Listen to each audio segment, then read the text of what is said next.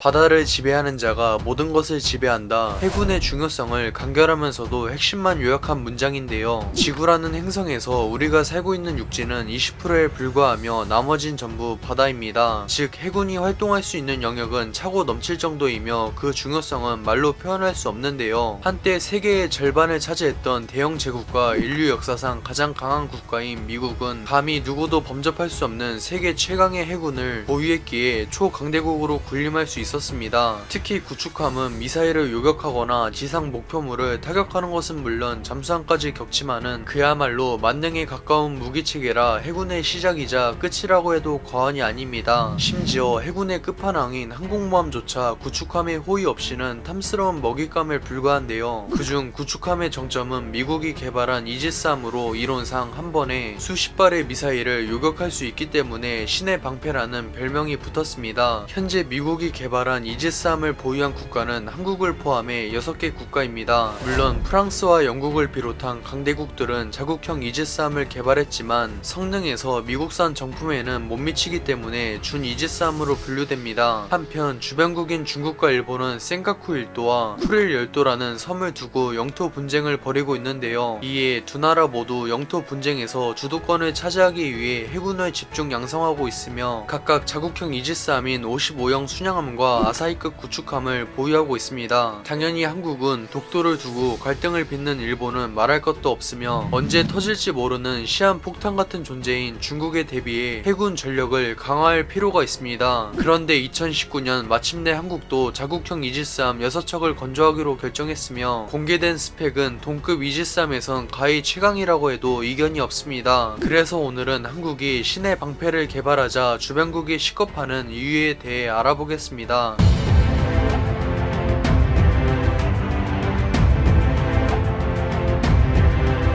한국은 2020년 기준 세계 무역량 6위를 차지하는 수출 강국이며 삼면이 바다로 둘러싸인 반도 국가입니다. 이런 한국에게 해군의 중요성은 말할 필요가 없는데요. 지금까진 북한을 의식해 지나치게 육군에 투자했지만 이젠 북한이 파탄 국가로 전락했기 때문에 앞으로는 가상 적국인 중국과 일본을 대비해 해군을 집중 양성할 필요가 있습니다. 따라서 한국은 해군 전력 강화를 위한 한국형 항공모함과 핵잠수함 등 여러 계획을 추진하고 있으며 그중 핵심은 바로 한국형 이지스함인 KDDX입니다. KDDX는 2020년대 후반부터 건조할 예정이며 예산으로 무려 6조 원이 투입됩니다. 거기다 배수량이 기존 1만 톤의 세종대왕급 이지스함을 훨씬 능가해 무려 14,000톤대로 예상되기 때문에 체급에선 구축함을 넘어 순양함에 필적합니다. 특히 KDDX에 탑재되는 하나의 S밴드 A사 레이더는 미국의 최신 이지스 레이더인 안티스파이 6와 유사하기 때문에 성능에선 미국의 알레이 버크급 이지스함 최신형과 비슷할 것으로 예상됩니다. 무엇보다 하나 관계자들은 KDDX가 BMD 능력을 탑재한다고 밝혔는데요. BMD는 ICBM을 탐지와 동시에 요격할 수 있는 방공체계를 의미하며 요격수단은 대표적으로 패트리어트3 지대공 미사일과 SM3 함대공 미사일이 존재합니다. 즉 KDDX가 취역하면 북한의 가장 큰 위협인 탄도미사일을 완전히 무력화시킬 수 있습니다. 참고로 이런 BMD 능력을 탑재한 군함을 보유했거나 앞으로 보유할 예정인 국가는 전 세계를 통틀어 오직 미국과 중국, 일본, 한국만이 존재합니다. 심지어 무장으로 KVLS-2 84세를 탑재하는데 기존 VLS보다도 탑재 중량이 2배 정도 크기 때문에 동급 이지스함 중 활용만큼은 세계 최강이었던 세종대왕급보다도 우월할 것으로 예상됩니다. 종합적인 스펙에서 KDDX는 중국의 55형 순양함과 일본의 아사히급 구축함을 능가하며 미국의 최신 구축함 주말트급에 필적할 것으로 예상됩니다. 2020년대 후반에 KDDX가 취역하면 한국은 북한의 미사일 위협에서 완전히 벗어날 수 있으며 세계 3, 4위의 해군 전력을 보유한 일본, 중국 해군에게 대등하게 맞설 수 있습니다. 참고로 KDDX를 건조하면 한국은 자체 기술로 이지스함을 건조할 수 있는 몇 안되는 국가가 될 텐데요. 국가 간의 영토 분쟁에 있어 군사력, 특히 강한 해군을 보유해야 기죽지 않고 당당하게 목소리를 낼 수 있습니다. 어쩌면 KDDX는 단순히 한국형 구축함이 아닌 이젠 대양 해군으로 나아가는 한국 해군의 위대한 첫걸음을 상징한다고 볼 수 있습니다. 시청해주셔서 감사합니다. 즐거운 저녁 보내세요.